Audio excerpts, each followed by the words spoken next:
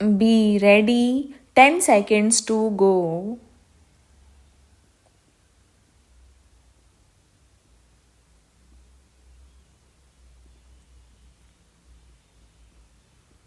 Start. I am most grateful to you for the opportunity that you have given me of meeting you all and understanding your respective points of view. You know very well that I do not generally go to such function, nor am I used to them. It is not our country's custom to have speeches at lunches or dinners, but we are still carrying on the old traditions, and I am therefore utilizing this opportunity of placing before you a few thoughts on matters which are causing you some concern.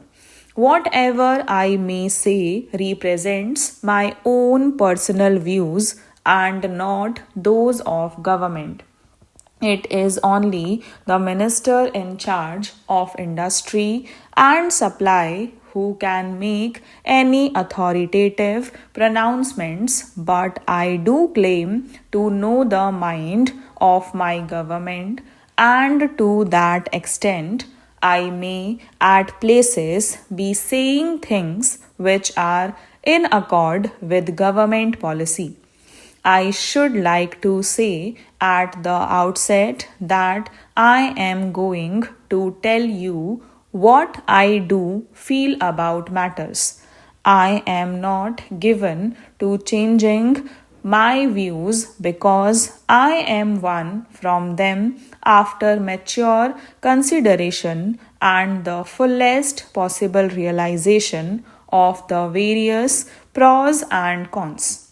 My convictions are firm and based not on any theories but on experience and a practical approach to the many problems. Sri Goenka has mentioned the last budget. It is profitless to think of the past.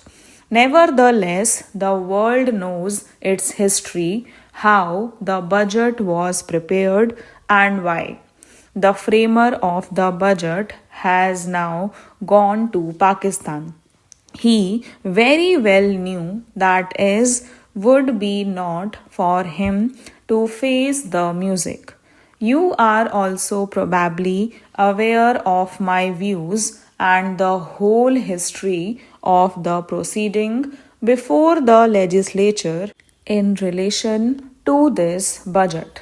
When I ask you to bury the past and not to bother at all about it, I should like to remind you that our finance minister belongs to your own class. He knows his own mind, is able, clever, and efficient.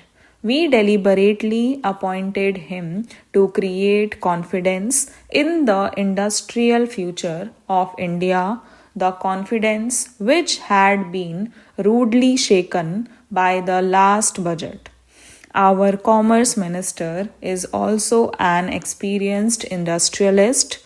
Dr. Mukherjee, the Minister for Industry and Supply, is not a congressman but an able, painstaking, and conscientious public servant. I am quite certain that all these ministers would like to secure your cooperation in making India industrially great. All the ministers are popular representatives. They represent you as much as they represent the poor. You should therefore disabuse yourself of any impression that the cabinet is in any way hostile to your interests. We all realize that no country can prosper without industry, nor can labor in the modern sense survive without industry.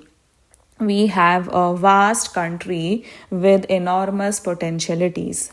We have to see how we can all function effectively in its interests. We have given you as first evidence of our bona fides the appointments to which I have already referred.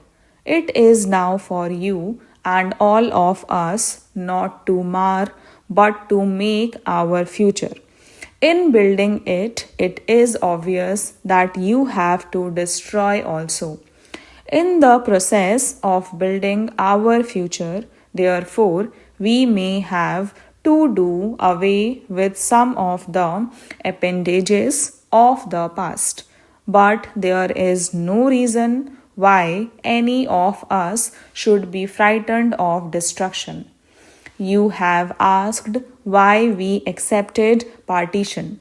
It is a long story, but you should be able to appreciate matters better because Calcutta had tested the bitter experience of the League ministry.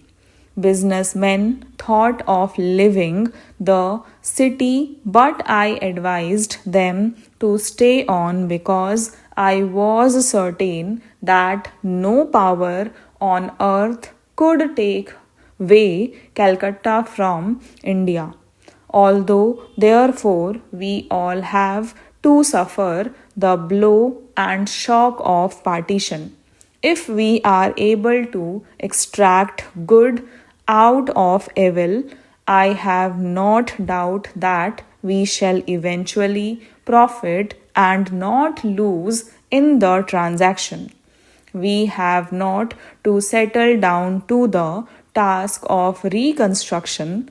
In the last few months, we have had to shoulder a burden that would have broken the back of any government, but we have, I feel confident, been able to acquit ourselves creditably in dealing with this critical time.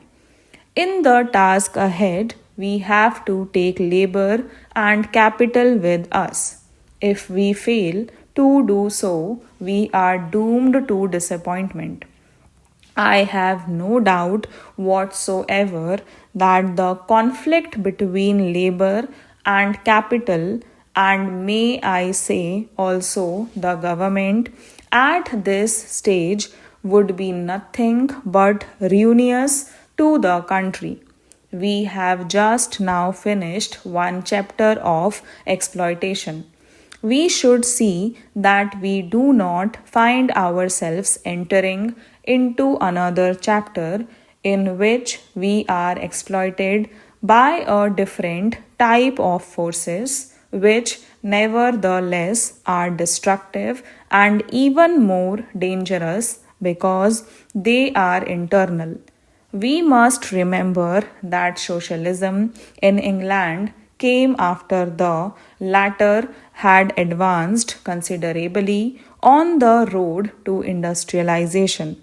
I am convinced that any promotion of a conflict between labor and capital at his stage would deal a disastrous blow to India's industrial future. Stop.